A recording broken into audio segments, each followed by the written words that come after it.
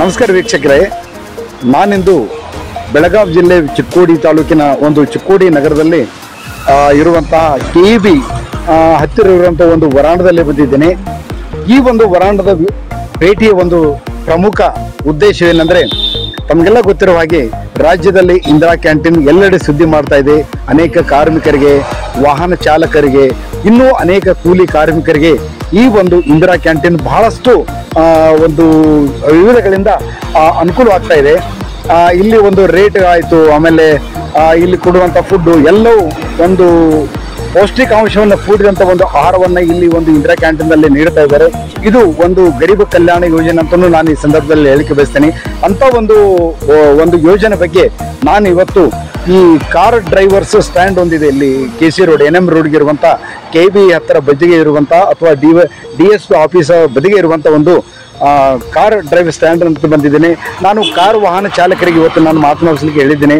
ಅವರೆಲ್ಲ ಅತಿ ಸಂತೋಷದಿಂದ ಸರ್ ಆಯಿತು ಸರ್, ಇದೊಂದು ಒಳ್ಳೆಯ ಯೋಜನೆ ಇದೆ, ಆ ಬಗ್ಗೆ ನಾವು ನಮ್ಮ ಒಂದು ಕಮೆಂಟ್ಸನ್ನು ಹೇಳ್ತೀವಿ ಅಂದಿದ್ದಾರೆ. ಬನ್ನಿ ಹಾಗಾದರೆ ಮಾತಾಡೋಣ. ಇವತ್ತು ನಮ್ಮೊಂದಿಗೆ ಈ ಕಾರ್ ವಾಹನ ಚಾಲಕರು,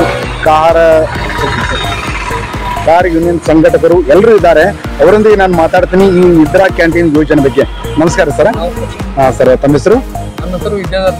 ಹಾಂ ಸರ್, ತಾವು ಇಲ್ಲೇ ಇರೋದು ಚಿಕ್ಕೋಡಿ ಸರ್. ಹಾಂ ಸರ್, ಈಗ ನಾವು ಕಾರ್ ಸ್ಟಾಪ್ ಏಜಲ್ಲಿ KEB ಹತ್ರ. ಹಾಂ ಸರ್, ಕಾರ್ ಸ್ಟಾಪ್ ಎಲ್ಲ ನಾವು ಸರ್ ತಮಗೆಲ್ಲ ಗೊತ್ತಿರ್ಬೋದು, ಇವತ್ತು ತಾವೇನು ನಿಂತಿದ್ದೀರಲ್ಲ ಈ ಒಂದು ಸ್ಥಳದಲ್ಲಿ ನೀವು ನಿಂತಿದ್ದೀರಲ್ಲ, ಇಲ್ಲಿ ರಾಜ್ಯ ಸರ್ಕಾರದ ಒಂದು ಇಂದಿರಾ ಕ್ಯಾಂಟೀನ್ ಯೋಜನೆ ಮಂಜೂರಾಗಿದೆ.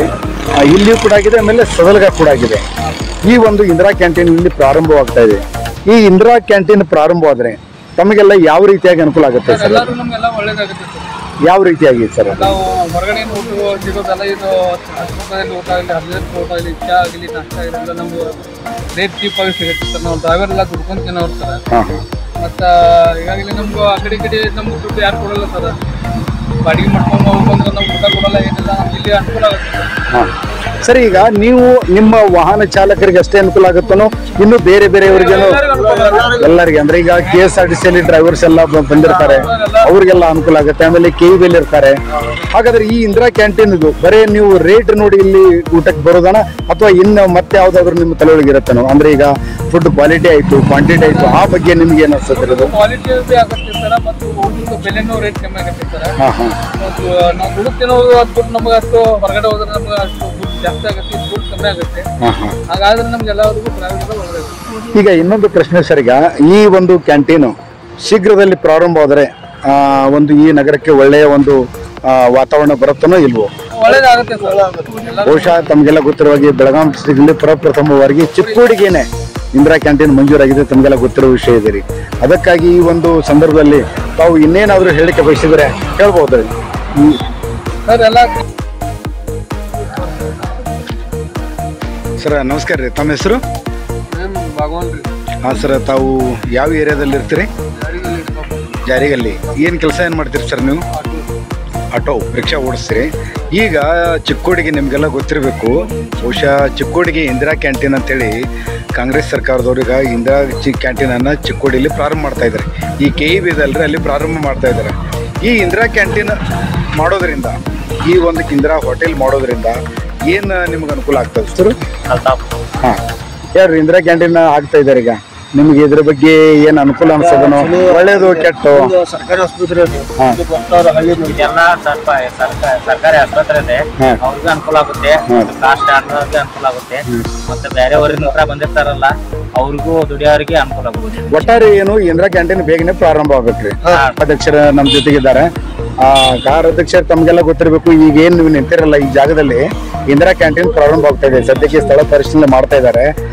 ಈ ಒಂದು ಇಂದಿರಾ ಕ್ಯಾಂಟೀನ್ ಆಗೋದ್ರಿಂದ ನಿಮ್ಗೆ ಏನ್ ಲಾಭ ಇದೆ?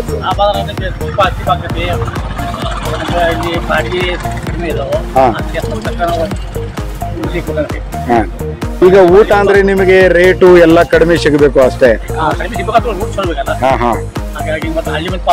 ಈಗ ನೀವು ಬೆಂಗಳೂರೆಲ್ಲ ಹೋಗಿರ್ತಾರಲ್ಲ, ಅವಾಗೆಲ್ಲ ಇಂದಿರಾ ಕ್ಯಾಂಟೀನ್ ಅಲ್ಲಿ ಊಟ ಮಾಡಿದಾಗ ನಿಮ್ಗೆ ಗೊತ್ತಿರ್ಬೇಕು ಅಲ್ಲಿ ಯಾವ ರೀತಿಯಾಗಿ ಒಂದು ಊಟದ ಒಂದು ಗುಣಮಟ್ಟ ಇದೆ ಅನ್ನೋದು ಗೊತ್ತಿರ್ತದೆ.